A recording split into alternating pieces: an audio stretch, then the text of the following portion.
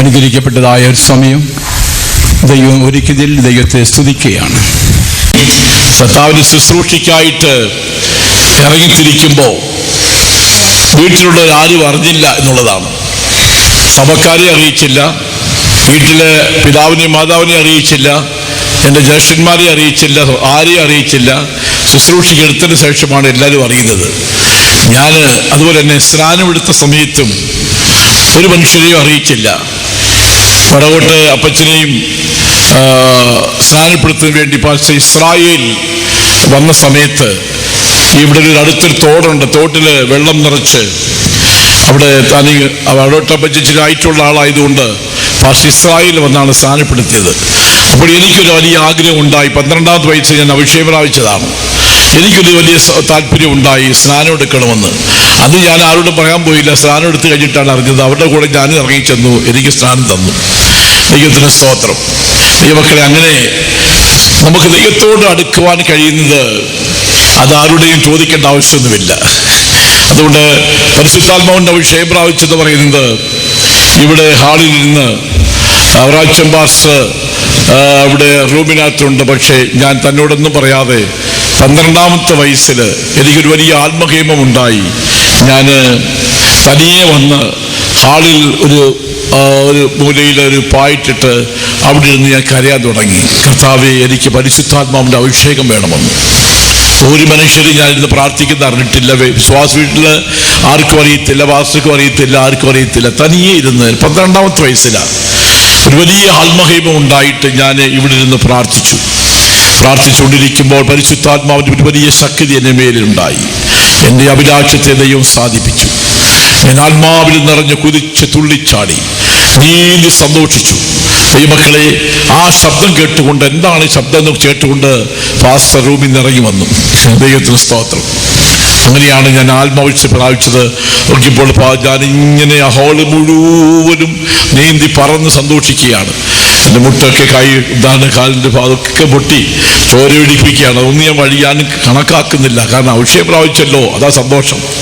ഇന്നത്തെ അഭിഷേകമൊക്കെ കാണുമ്പോൾ വളരെ ഇല്ല, ചപ്പാത്തി പതുക്കുന്നോണം കൈ അടിക്കുന്നത്. ചപ്പാത്തി പതുക്കുന്നില്ല, ഇങ്ങനെയൊക്കെ ഇരുന്ന് വെറുതെ ഇരുന്ന ശേഷം തലയെ കൊല്ലപ്പെടുന്നു കുലുക്കി സ്വോത്രം ഇതിലൊക്കെ പറഞ്ഞുകൊണ്ടിരുന്നാൽ ഇങ്ങനെ അത് കാണുമ്പോൾ തന്നെ വിഷമമാണ്. പരിശുദ്ധാത്മാവിന്റെ അഭിഷേകം ഉള്ളത്തിലേക്ക് കൊണ്ട് വന്നു കഴിയുമ്പോൾ ദൈവമക്കളെ, ഒരു കാറ്റ് നിറച്ച ബോൾ എടുത്ത് നമ്മൾ ശക്തമായി എറിഞ്ഞാൽ അത് കുതിക്കുന്ന പോലാണ്. അതാണ് അഭിഷേകത്തിന്റെ ശക്തി. ആരംഭത്തിൽ അങ്ങനെയായിരുന്നു. പണ്ടൊക്കെയും നമ്മെ അറിഞ്ഞുകൊണ്ടിരുന്നത് പെന്തക്കോസ്തുകാരെന്ന് പറഞ്ഞു കഴിഞ്ഞാൽ തുള്ളി അല്ല ചാടുന്ന ദൈവമക്കൾ എന്നാണ്. അതിന് വേറെ ഭാഷയായി ഞാൻ പറയുന്നില്ല.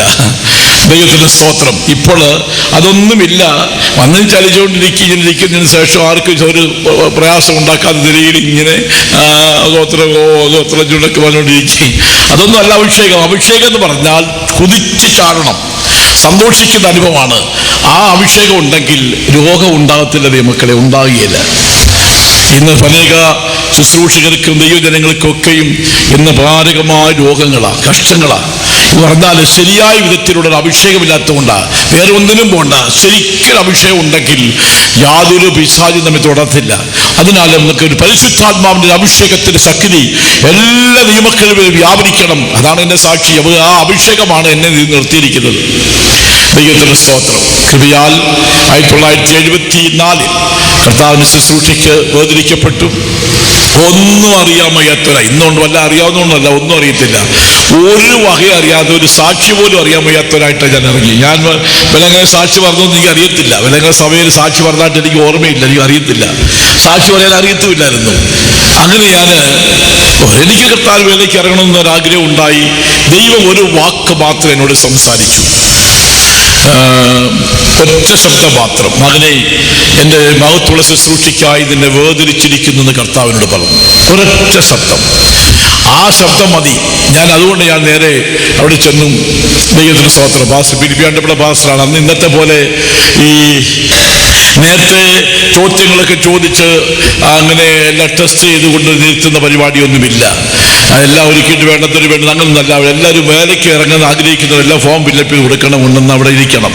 അങ്ങനെയായിരുന്നു ശുശ്രൂഷയ്ക്ക് അന്നെടുക്കുന്നത്. ദൈവത്തിന് സ്തോത്രം. അങ്ങനെ എഴുതി കൊടുത്തു കഴിഞ്ഞപ്പോൾ ഒരാൾ വന്ന് പറഞ്ഞു, നീ ഇപ്പോൾ ഇറങ്ങണ്ടെന്ന് പറഞ്ഞുകൊണ്ട് ഒരു വേലക്കാരൻ എൻ്റെ നിന്ന് ഫോം മേടിച്ചുകൊണ്ട് പോയി. ഞാൻ ഇറങ്ങാൻ പോയില്ല, അടുത്ത മേടിച്ചതിന് ശേഷം പൂരിപ്പിച്ചുകൊണ്ട് കൊടുത്താലും ഇറങ്ങുന്നുമില്ല. അങ്ങനെയാണ് ഞാൻ ഇറങ്ങിയത്. കാരണം നീ ഇപ്പോൾ കൊച്ചു പയ്യനാണ്, ഇപ്പോൾ ഇറങ്ങണ്ട എന്ന് പറഞ്ഞിട്ട് എന്നോട് ഒരു വീട്ടിലുള്ളവരോട് സ്നേഹമുള്ളവരാ, നീ കൊച്ചു കുഞ്ഞാണ്, ഇപ്പോൾ ഇറങ്ങിയാൽ ശരിയാവില്ലെന്ന് പറഞ്ഞിട്ട് ഞാൻ പൂരിപ്പിച്ച ഫോം മേടിച്ച് അവർ കൊണ്ടുപോയി. നീ ഇപ്പോൾ ഇറങ്ങണ്ടെന്ന് പറഞ്ഞിട്ട് പോയി. ഞാൻ അടുത്ത് പറയും, എൻ്റെ ഒരു ഫോം വേണമല്ലോ. ഞാൻ അവിടെ ചെന്നിട്ട് വേറൊന്നും മേടിച്ചു, ഒരു ഫോം മേടിച്ചിട്ട് ചെയ്തു, പൂരിപ്പിച്ച് ഞാൻ കൊടുത്തു. ദൈവത്തിന് സ്തോത്രം. പോയിരുന്നു. ദൈവമക്കളെ, ശുശ്രൂഷയ്ക്കായിട്ട് ഇരുന്നിരിക്കുമ്പം പരിശുദ്ധാത്മാവ് ഒരാളെ ശുശ്രൂഷയ്ക്കെടുക്കുന്ന കാര്യം മാത്രമേ ഞാൻ പറയാം. മനുഷ്യന്റെ കരമല്ല, പരിശുദ്ധാത്മാവാണ് ഒരാളെ അധ്യക്ഷനാക്കുന്നത്. എന്നെ ശുശ്രൂഷയ്ക്ക് വേദനിക്കപ്പെട്ട് എന്നെ ശുശ്രൂഷയ്ക്ക് എടുക്കാനായിട്ട് വന്നത് പാസ്റ്റർ സി ജോണാണ്. ഞങ്ങളെ എടുക്കാൻ വന്നത്. അന്ന് 55 പേര് അന്ന് ശുശ്രൂഷയ്ക്കായിട്ടുണ്ട്. സഹോദരന്മാര്, എൻ്റെ ഓർമ്മ ശരിയാണെങ്കിൽ 5 ലൈനിലുണ്ട്, സഹോദരിമാര് 7 ലൈനിൽ ആളിരുത്തിയിട്ടുണ്ട്. 55 പേരാണ്. ഇങ്ങനെ 4 പേര് 3 പേര് 5 പേര് ചേർത്തിട്ട് ഇങ്ങനെ അകലെ ഇലയിട്ട് എടുത്തിരിക്കുകയാണ്. പാസ്റ്റർ ഏസ്യപ്പച്ചനാണ് അന്ന് ചീഫ് പാസ്റ്റർ. ചീഫ് പാസ്റ്റർക്ക് അന്ന് അപ്പച്ചന് സുഖമില്ലാഞ്ഞത് കൊണ്ട് പാസ്റ്റർ സി ജോണിനെ പറഞ്ഞു, പോയിട്ട് താലിക്കരി പോയിട്ട് ശുശ്രൂഷകരെ വേദനിക്കുന്ന ശുശ്രൂഷ ചെയ്യണം എന്ന് പറഞ്ഞ് പ്രാർത്ഥിച്ച് അയച്ചു. താന് 2 കണ്ണിന് തൻ്റെ കണ്ണ് 2 കണ്ണ് കാഴ്ചയില്ലാത്ത ഒരാളാണ്. ഒരാളുടെ സഹായത്തോടുകൂടെയാണ്, തൻ്റെ കയ്യിലൊരു വടിയുണ്ട്, ഒരാളുടെ സഹായത്തോടുകൂടെയാണ് താന് കടന്നു വരുന്നത്. ദൈവത്തിന് സ്തോത്രം. വന്ന് ശുശ്രൂഷയ്ക്കായിട്ട് ഞങ്ങളെ വേർതിരിക്കുന്നതിന് വേണ്ടി വന്നിരിക്കുകയാണ്. ഞങ്ങളുടെ മുമ്പിൽ കൊണ്ടുവന്ന് ആളെ നിർത്തി, ആ കയ്യിലെ വടി അങ്ങ് മാറ്റി, പിടിച്ചോണ്ട് വന്ന ആളും അങ്ങ് മാറി. ഇനി എന്ത് ചെയ്യും? ഒരു മനുഷ്യന്റെയും ഈ ലൈനിൽ ആരെയും പിടിച്ചുകൊണ്ട് പോകാനായിട്ട് പാടില്ല, നിയമമില്ല, പ്രമാണമില്ല. പരിശുദ്ധാത്മ വേണ്ട എടുക്കാൻ. ഇപ്പോൾ എൻ്റെ അടുത്തിരുന്ന ഒരാള് പറഞ്ഞു, നീ ആത്മാവിൽ നിറഞ്ഞിട്ട് കിടന്ന് ബഹളമൊന്നും ഉണ്ടാക്കരുത്, കാരണം പാസ്റ്റർ സി ജോണിന് കണ്ണു കാഴ്ചയില്ലാത്ത ആളാണ്, നിന്റെ തലയെ കൈവെക്കാനായിട്ട് വരുമ്പോൾ നീ തല ചിലപ്പോൾ പുള്ളിയുടെ താടിക്കിടിക്കും എന്ന് എന്നോട് പറഞ്ഞു. അപ്പൊ ഞാൻ ഇതൊന്നും കൂട്ടാക്കുന്നില്ല. ഞാനിത് നിലവിളിച്ചുകൊണ്ടിരിക്കുക, കർത്താവേ, വിശുദ്ധന്മാരെ ശുശ്രൂഷയെ കൊള്ളാമെങ്കിൽ, അവിടെ ഡ്രസ്സ് കഴുകാൻ കൊള്ളാമെങ്കിൽ, അവർക്ക് എന്തെങ്കിലും ചെയ്യാൻ കൊള്ളാമെങ്കിൽ എടുക്കണമേ, അല്ല വേറെ ഒന്നിനും കഥയ്ക്ക് കൊള്ളത്തില്ല. ഇങ്ങനെ പ്രാർത്ഥിച്ചുകൊണ്ടിരിക്കുകയാണ്. ഞാനും നിലവിളിച്ച് പ്രാർത്ഥിച്ച് ഇങ്ങനെ കർത്താവിന്റെ സന്നിധിയിൽ കരഞ്ഞ് നിലവിളിച്ചുകൊണ്ടിരിക്കുമ്പം പെട്ടെന്ന് എൻ്റെ തലയിൽ കൈവീണു. എന്നാൽ മാവിന് സന്തോഷിച്ചു. എന്നാൽ കൈവെക്കാത്തവരെ മാറ്റാനായിട്ട് ബ്രദേഴ്സിന്റെ ഒറ്റത്തിൽ പുറകെ പിന്നാലെ പാസ്റ്റർമാർ ഓടുകയാണ്. അതുപോലെ സിസ്റ്റേഴ്സിന്റെ സൈഡിൽ മദർമാര് പിന്നാലെ ഓടും, കൈവെക്കാത്തവരുണ്ടെങ്കിൽ എടുക്കാൻ. ദൈവത്തിന് സ്തോത്രം. പരിശുദ്ധാത്മാവ് തന്നെ ഒരുവനെ അധ്യക്ഷനാക്കുന്നു എന്നുള്ള വചനപ്രകാരം ഇത് പരിശുദ്ധാത്മാവ് തന്നെ. കാരണം കണ്ണ് നോക്കിയെടുക്കാനുള്ള കാഴ്ചയില്ല, ആളിനെ കണ്ടെടുക്കാൻ സാധിക്കില്ല.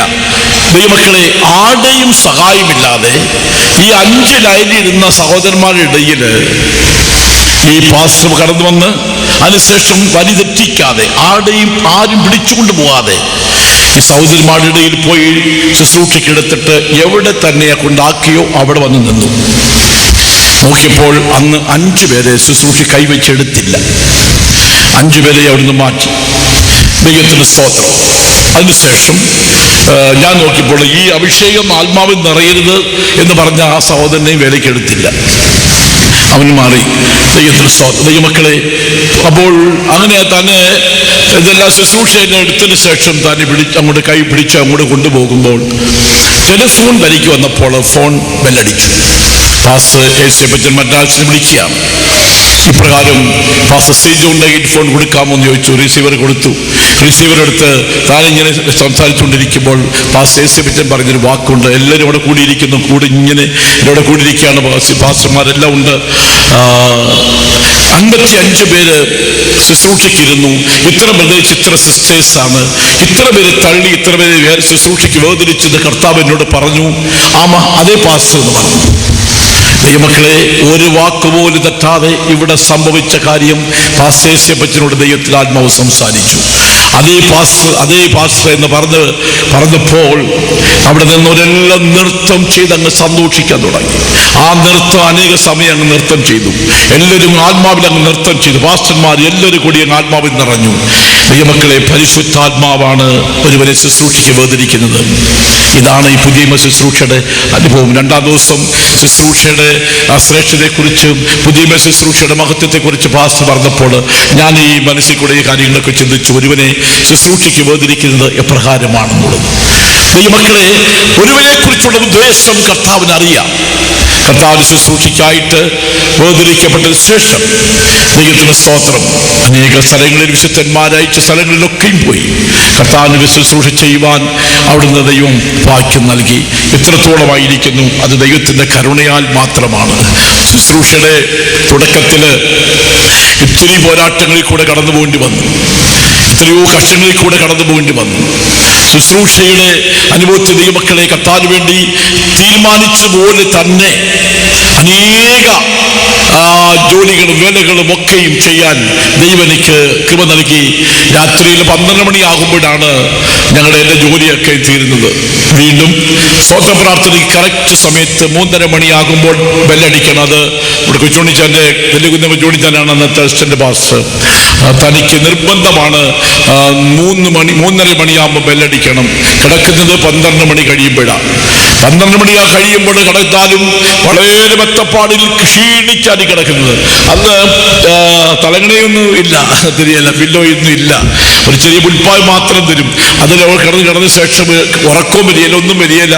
ദൈവത്തിന് സ്തോത്രം. എന്നാലും ഇതായിരിക്കും. എഴുന്നേറ്റ് സ്വന്തം പ്രാർത്ഥന കഴിഞ്ഞതിന് ശേഷം പിന്നെ ഉറങ്ങാൻ പാടില്ല. പോയിട്ട് അവിടുത്തെ കാര്യങ്ങളൊക്കെ ക്രമീകരിച്ച ശേഷം ഒത്തിരി കാര്യങ്ങളുണ്ട്. മാർക്കറ്റിൽ പോകണം, പാൽ മേടിക്കാൻ പോകണം, വീട്ടിൽ കാര്യം നോക്കണം, മറ്റു കാര്യങ്ങൾ ചെയ്യണം. എല്ലാം ഒരു തടസ്സം കൂടാതെ എല്ലാം ചെയ്യുവാൻ ദൈവം കൃപ നൽകി. ദൈവമക്കളെ, കർത്താവിന് വേണ്ടി കഷ്ടപ്പെടുവാനായിട്ട് ഇറങ്ങിത്തിരിച്ചതുകൊണ്ട് ഇന്ന് വരെയും അത് പരാജയം ഉണ്ടായിട്ടില്ല. ദൈവത്തിന്റെ കൃപയാൽ ഇന്നിയോളം അവന്റെ കരുണയിൽ ആയിരിക്കുന്നു. ദൈവമക്കളെ, ശുശ്രൂഷ എന്ന് പറയുന്നത് എത്ര മഹത്വമായ ഒരു അനുഭവമാണ്, ശ്രേഷ്ഠമായ അനുഭവമാണ്. ഈ ദേശത്ത് തന്നെയാണല്ലോ ഞാൻ ഇറങ്ങിത്തിരിച്ചത്. അതുകൊണ്ട് അങ്ങ് പറഞ്ഞതാ. ദൈവത്തിന് സ്തോത്രം. ശുശ്രൂഷയിലുണ്ടായ പോരാട്ടങ്ങളും കഷ്ടങ്ങളും പരിശോധനകളും ബുദ്ധിമുട്ടുകളും ഒക്കെയും ഞാൻ പറഞ്ഞാൽ ഇന്ന് 1 മണിക്കൂർ പറഞ്ഞാലും തിരിയില്ല. അതുപോലുള്ള അവസ്ഥയിൽ കൂടി ഞാൻ കടന്നുപോയി. അവിടെ എല്ലാം ദൈവത്തിന്റെ ദൈവത്തിന്റെ സാന്നിധ്യം ഉണ്ടായിരുന്നു. ദൈവം അത്ഭുതമായി ദൈവം സഹായിച്ചു. എത്രയോ സന്തോഷമായിരിക്കുന്നു. ഇത്രയും ദൈവമക്കൾ എല്ലാവരെയും കാണുമ്പോൾ തന്നെ ഒരു സന്തോഷമാണ്. ദൈവം ഇവിടുത്തെ വേലയെ അനുഗ്രഹിക്കട്ടെ. എല്ലാ ദൈവമക്കൾ ചേർന്ന് വേണ്ടി സ്തോത്രം ചെയ്യാം. Praise the Lord.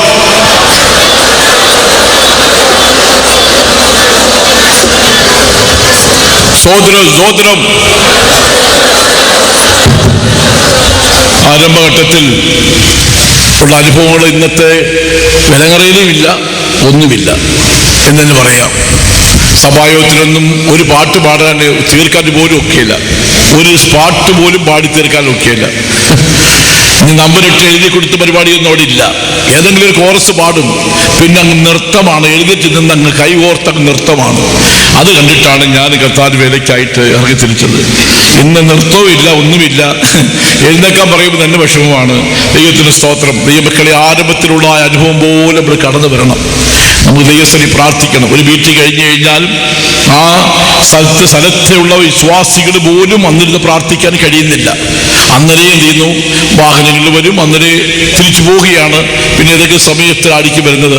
ഇപ്പോൾ ഒരു വാളത്തു നിന്ന് ഒരു പുതിയ സഹോദരൻ ചർച്ചക്കൂടി വന്ന സഹോദരൻ സാക്ഷി പറഞ്ഞത് നിങ്ങൾ ശ്രദ്ധിച്ചിരിക്കും. അതിനോട് ഞാൻ യോജിക്കുന്ന ആളാണ്. എന്താ പറഞ്ഞറിയാമോ? നിങ്ങൾ പറ. മീറ്റിംഗ് ആരംഭിക്കുമ്പോൾ സ്തോത്ര പ്രാർത്ഥനയ്ക്ക് മുൻപായിട്ട് സഹായത്തിന് വരണം. അത് കറക്റ്റ്. അതിനോട് യോജിക്കുന്നവരൊന്നും കൈവർത്തിയില്ല. അല്ലെങ്കിൽ പറ. വേലക്കാരെല്ലാം കണ്ടിട്ടുണ്ടല്ലോ കേട്ടോ. ഇനിയിപ്പം എല്ലാവരും ആ സ്തോത്ര പ്രാർത്ഥനയ്ക്ക് മുമ്പായിട്ട് എല്ലാവരും വരും. ഒന്നുകൂടെ കൈവർത്തിയായിട്ടൊന്ന് കാണട്ടെ. സ്തോത്രം. എല്ലാവരും വരും കേട്ടോ, കുഴപ്പമില്ല. സ്തോത്ര പ്രാർത്ഥനയ്ക്ക് മുമ്പായിട്ട് എല്ലാവരും ആരാധനയ്ക്ക് വരണം. അതാണ് മഹത്വം.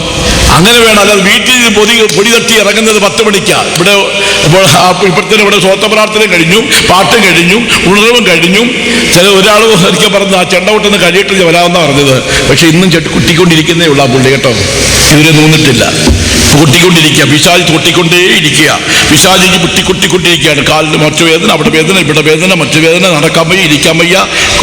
ഇപ്പോൾ കിടന്ന് നിലവിളിക്കുകയാണ്, കർത്താവെ പറഞ്ഞു പോയി ക്ഷമിക്കണമെന്ന്. അങ്ങനൊന്നും പറഞ്ഞ് പഠിക്കരുതാരും കേട്ടോ. ഒന്ന് ദൈവത്തിന് വന്നിരുന്നിട്ട് ആത്മാവിൽ നിറഞ്ഞോണം, സന്തോഷിച്ചോണം, ദൈവത്തിന് കൃപയിൽ ആശ്രയിച്ചോണം. കർത്താവ് നമ്മെ സഹായിക്കുന്നതിന് വേണ്ടി സ്തോത്രം ചെയ്യാം. സ്തോത്രം, സ്തോത്രം, സ്തോത്രം, സ്തോത്രം. ഞാൻ ഈ അടുത്തിടയ്ക്ക് സിലോണിൽ പോയി. ഞാൻ ആശുപത്രി പറഞ്ഞതാ, 9 മണിക്ക് സഭായോഗം. ഞാൻ 8:45 ചെന്നിരിക്കാന്ന് വിചാരിച്ചു, 15 മിനിറ്റ് മുമ്പ് പോകാമെന്ന് വിചാരിച്ചു. അവിടെ ചെന്നപ്പോൾ 8:30 മണിയായപ്പോൾ ഹോള് നിറഞ്ഞു, വേലക്കാർ, വിശ്വാസികൾ. അവിടെ ഞാൻ പുറത്തു നോക്കുമ്പോൾ അവിടെ ആരെയും കാണുന്നില്ല. ഞാൻ പറഞ്ഞ സഭ ഇവിടെ ഇന്ന ആളില്ലല്ലോ. നോക്കിയപ്പോൾ മുഴുവൻ വ്യക്തികളും അകത്തുണ്ട്. ദൈവം എത്രയും നല്ല അനുഭവമാണ്. ദൈവമക്കളെ, അങ്ങനെ ഒരു തീരുമാനം നമ്മൾ എടുക്കണം കേട്ടോ. പലരും ജീവിക്കുന്ന പറയുന്നത് എല്ലാം ശുദ്ധീകരണ പ്രാർത്ഥനയും കഴിഞ്ഞ്, പിന്നെ പാട്ടും കഴിഞ്ഞ്, 1-ാം പാട്ടും 2-ാം പാട്ടും കഴിഞ്ഞ്, 3-ാമത്തെ പാട്ട് കഴിഞ്ഞ് പോലും ചിലര് എഴുന്നേറ്റ് നിർത്തി ആത്മാവ് നിറയുമ്പോഴാണ് വരുന്നത്. എന്തിനാ വരുന്നത്? ദൈവസ്നേഹം കുറഞ്ഞു പോയ അവസ്ഥയാ നമുക്ക് ഈ കാലഘട്ടത്തിൽ അവസാന ഘട്ടത്തിൽ വന്നിരിക്കുന്നു. ഉണർവോടിരിക്കേണ്ട സമയമാണ്. ദൈവം നമ്മെ എല്ലാവരെയും സഹായിക്കുന്നതിന് വേണ്ടി സ്തോത്രം ചെയ്യാം. സ്തോത്രം, സ്തോത്രം, സ്തോത്രം.